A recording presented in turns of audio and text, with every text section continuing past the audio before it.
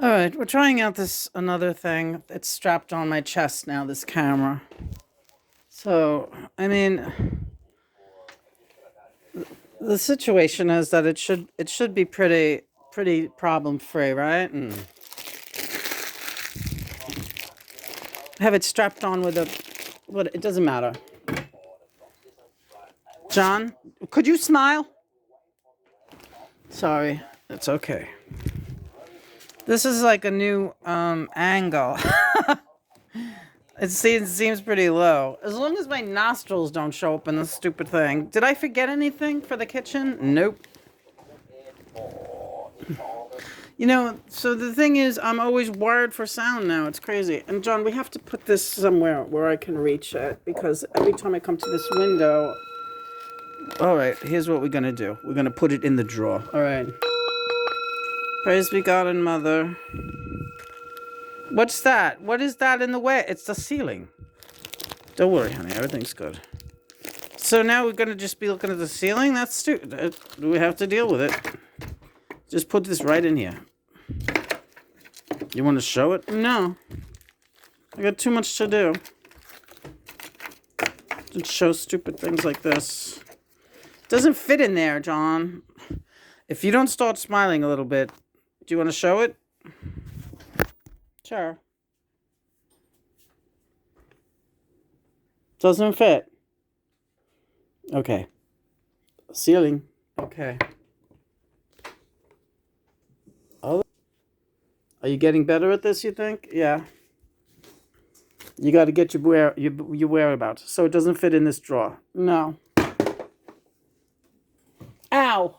Don't run over your own foot, please. So you keep it here for now, right where it belongs. All right. He keeps moving it further and further away from you.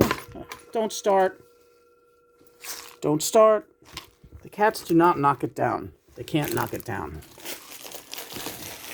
We'll get a little cup and put it in the cup, and they can't knock it down. All right. It stays with the bowl. That's what it came with. It came with the bowl. Everybody leave everybody's things alone. Hi, John. I tell you, you're a little ray of sunshine. You know that? And I'm serious. You are.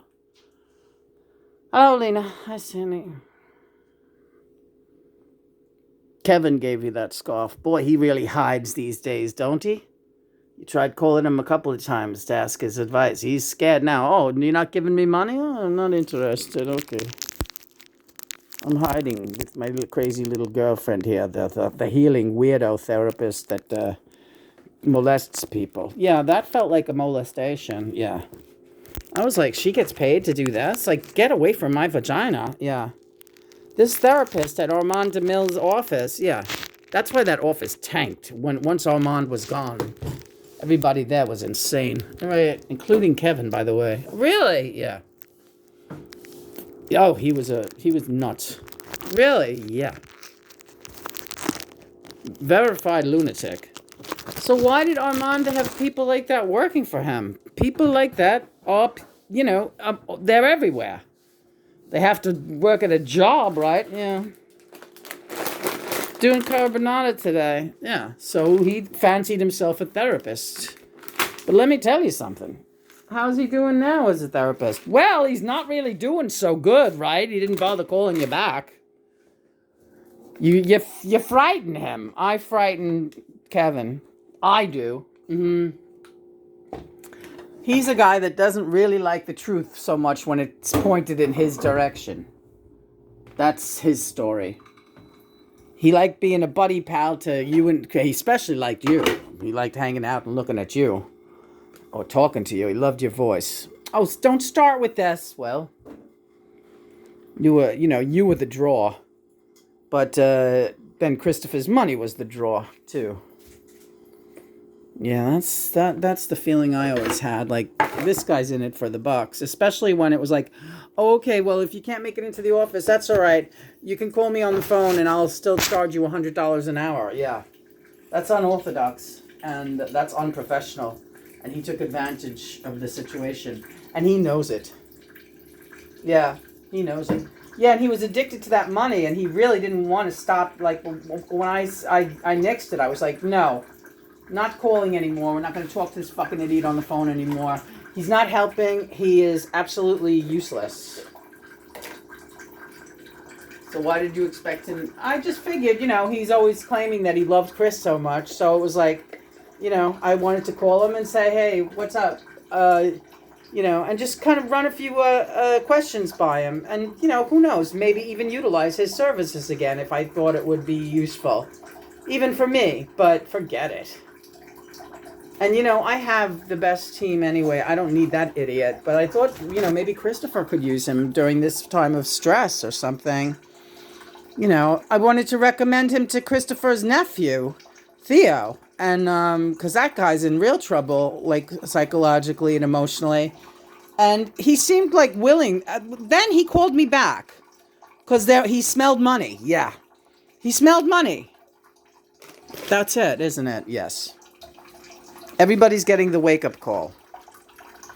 Wakey bakey. Shake and bakey, everybody. Oh, Johnny. And you and Christopher, you got me, you got Sandy, you got Mom and Dad. You don't need him. But it was me who prompted you to call him the other day. Or not call him, you sent him an email. And he got it. You best believe he got it. I believe you. Believe you.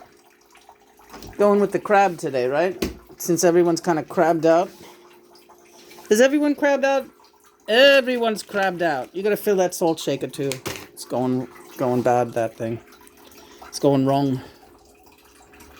Alright, so we're doing a little prep work for, Thanksgiving week. Monday it is, the week of Thanksgiving. And we're doing a little prep work and testing out recipes. Yes. Oh, come on, arm. Oh, it's going to be hard. No. It'll be fine. We'll get everything done. Everything will be nice. Okay, honey, you're fine. Just relax. Oh, let's open that can. Did you want to put that thing in to soak? Yeah.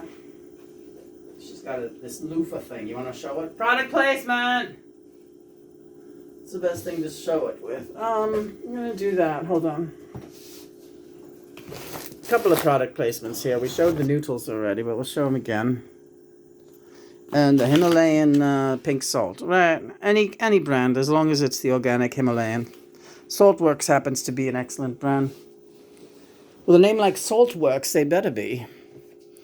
Now, this is the loofah back scratcher, right? Yeah, and these are great. And they're only a couple of bucks a piece. I was going to run it by Christopher and see if he thought it was a good gift for his family. But I get the feeling that he doesn't want me to buy any more gifts for his family. So, and it's probably not a good time to buy gifts for everybody. But this would be good. If you can't get in the shower all the time, it keeps your body nice and exfoliated. And I don't know. I thought it was a nice idea, but John said don't bother. Let him buy his own presents. All right.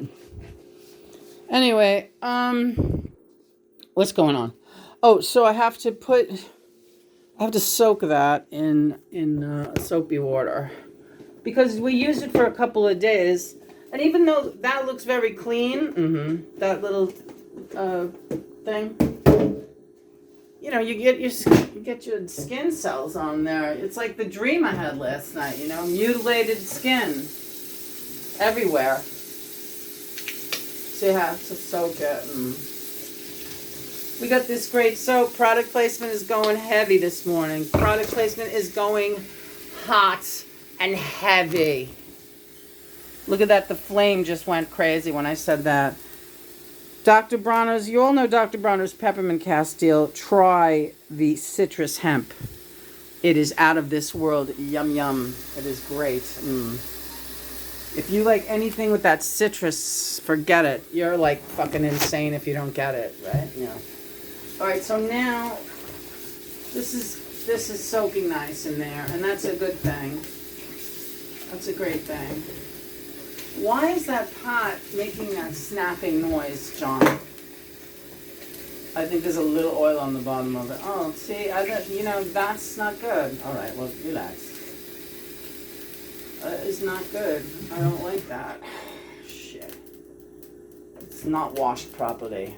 They have to do the bottom of... Yeah, there's oil all over the bottom of this pot. I have to turn it off. All right. Yeah, you use one of these sponges. Oh, is it okay to put it on there? Yeah, it'll have to be. Do you think it's too hot for that sponge? I think it's too hot for that sponge. John? All right, put the heat back on and see how it goes. Lower the heat a little bit. But you're going to have to wash the bottom of that pot real well. You don't wash one pot and look what happens. All right, just relax. Take it easy, kid. Mr. Protection. Well, I got to protect you, right? It's a full-time job around this place. So anyway, we had Eckhart Tolle last night. He was talking about, nightmares and how to wake yourself up from them. And you really have to pray. And it's true. And this has happened before too. When I'm having a particularly bad nightmare, John, all of a sudden, he'll just start really booming with the prayers. I hear him loud, but even more striking than that, he grips my hands very tight, and I wake up and my hands are in like this death grip. Like they look like claws, right, honey? Yeah, I am the craw. He's the craw. And that's how he wakes me up. That's how he wakes me up. And then he's praying. Usually the Lord's Prayer and the Hail Mary, one right after the other, and repeatedly until I'm fully awake. So that's what he did last night. And I said, what the hell was that dream? And he said, dark night of the soul, baby. It's because of everything that's going on around you and all these people that are falling apart at the seams, right? And these horror stories, because let's face it, what you're hearing about these medical procedures is scary stuff, right? And you know these people very well, and it's a hard thing to have to, picture them now going through life with missing pieces, and yeah. There's not much life left, but there is some. Could be 10 years. 10 years of missing pieces. 10 years of procedures now. 10 years of open heart surgeries. 10 years of cardiac arrest in and out of the hospital. 10 years of more amputations. 10 years of going blind now. Losing your hearing even. Yeah, that's a complication too. Deaf, blind, legless. Nobody wants to live out the last of their lives like that, but this is what these folks are looking at. So, of course, you had a dream like that, right?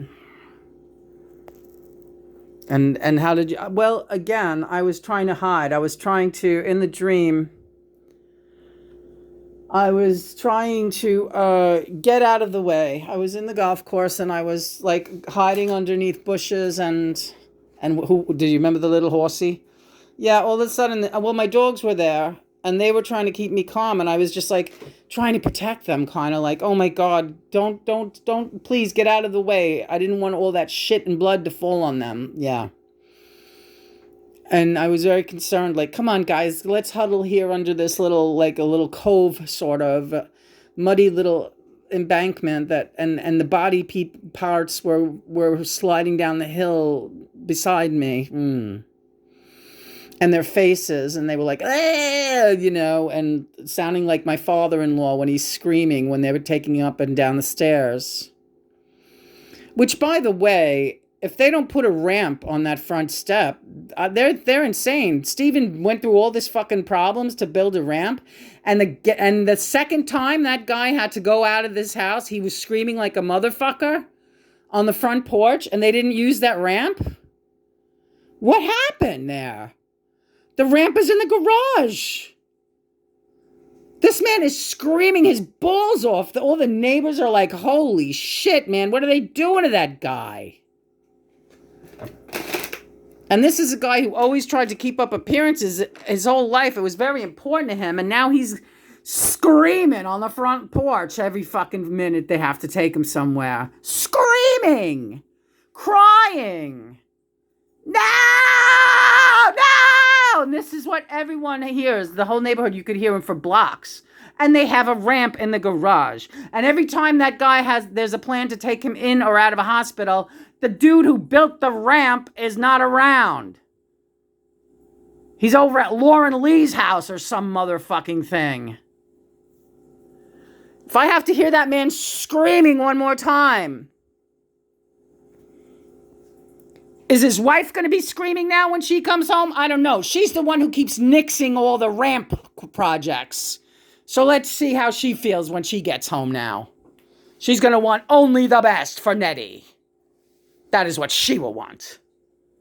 That's Ina speaking, by the way. It is not me. It is her mother-in-law. The angry ghost of Ina. Who always shows up in the kitchen. Yeah, honey, you're stressing too much about the pot. John is just, he gets antsy. But yeah, you have to clean the bottom of the pots because it's, you know.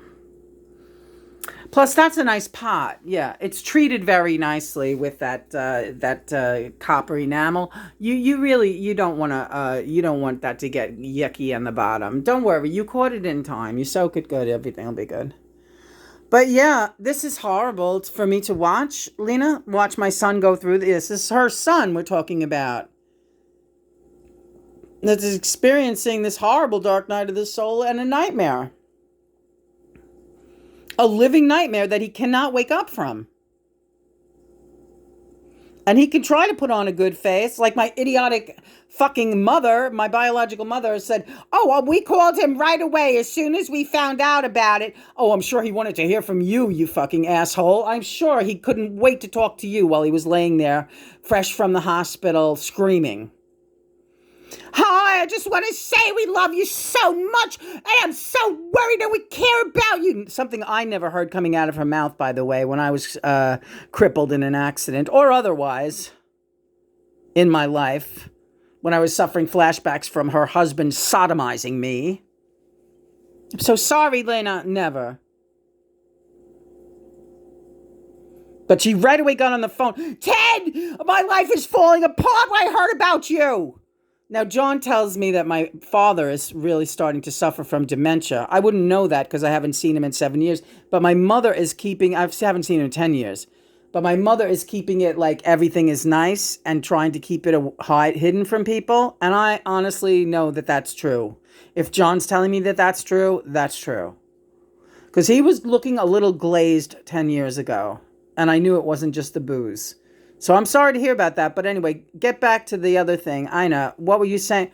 This is this is like unbelievable. And, you know, it's a terrible thing. And it happens in every family. Of course, you get old and you die. And, you know, and I went over fairly easily. It was fairly easy for me. I was home until the end. And then just very briefly, you know. And I know that daughter-in-law was happy to see me go. Just the way she was happy to see Bruce go. My other son, Bruce.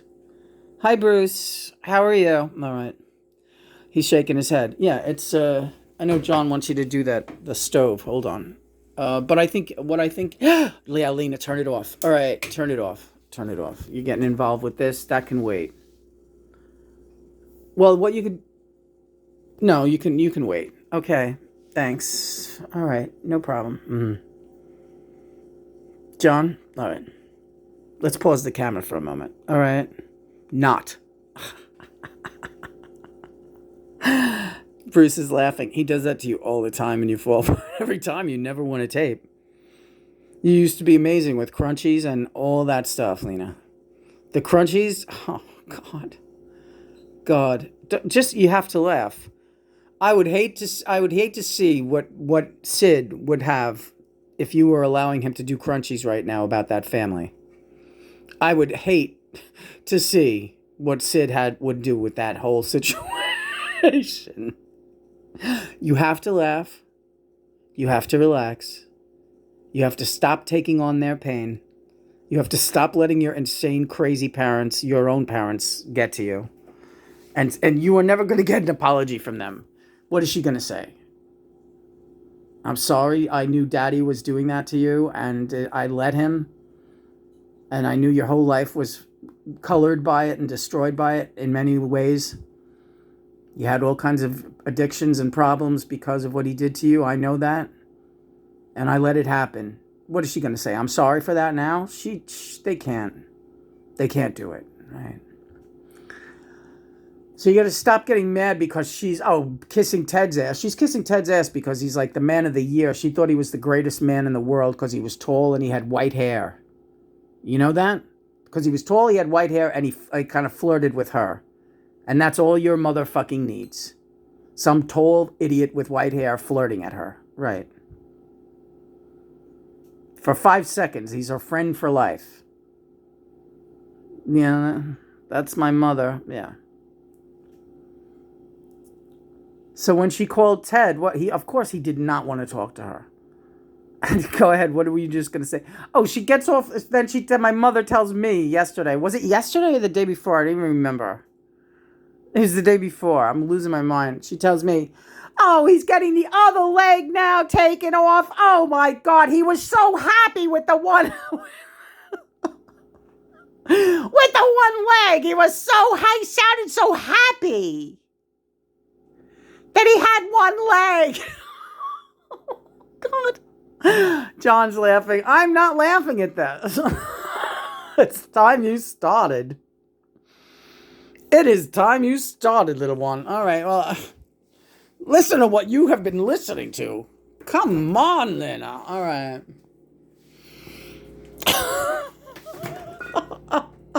He was so glad he had one leg. It was great.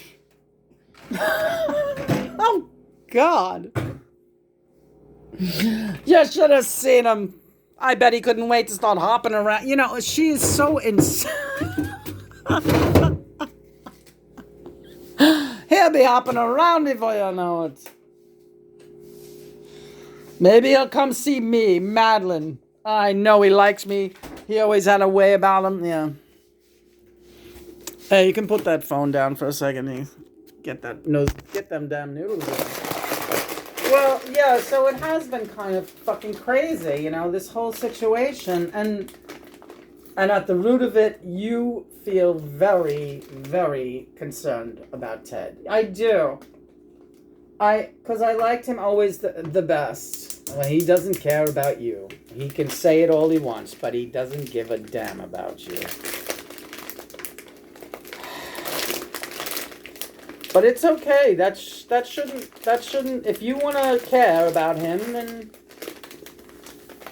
Well, what are you telling me, honey? Because you always tell me, what would Jesus do? And Jesus would care. Right, okay. That's my good dad, my good girl. All right, honey. You're fine with that. You can care. It's all right. Buying him nice presents that he gives back. And well, I guess he wasn't really into using a Pilates ring, but I still think it could have helped him with his upper body strength. But he just gave it back without even opening it and looking at it. But now I realize he's got other things on his mind. He's not thinking about living. He's thinking about dying. Mm-hmm. So a Pilates ring would mean you had to start living again. And he's already in the mindset of dying.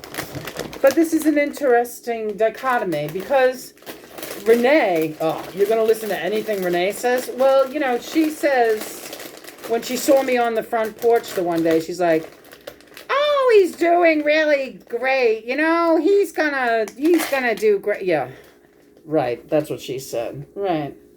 She also told you, oh, instead of Lena, you look fantastic. I haven't seen you in 10 years. You lost about 50 pounds and you look beautiful. She didn't say that at all. She said, oh, I love your new chairlift to get you down the stairs. Lena, you are surrounded by absolute nincompoops. And if it wasn't so sad, really, the humor gets lost because it is so sad. And so insulting always, every step of the way. So insulting. To me, to you. Yeah, to you. Always to you. Meanwhile, Christopher's like, everyone insults me, I'm insulted. You are insulted every moment of your life around this fucking joint. So it's karma. And that's the plain and simple. And that's the short and ugly of it. No, it's not specific karma, Lena, because of you and you alone. It is not specific karma because of you and you alone. It is specific karma of their actions all the way down the line. This whole sorry bunch. And again, I don't know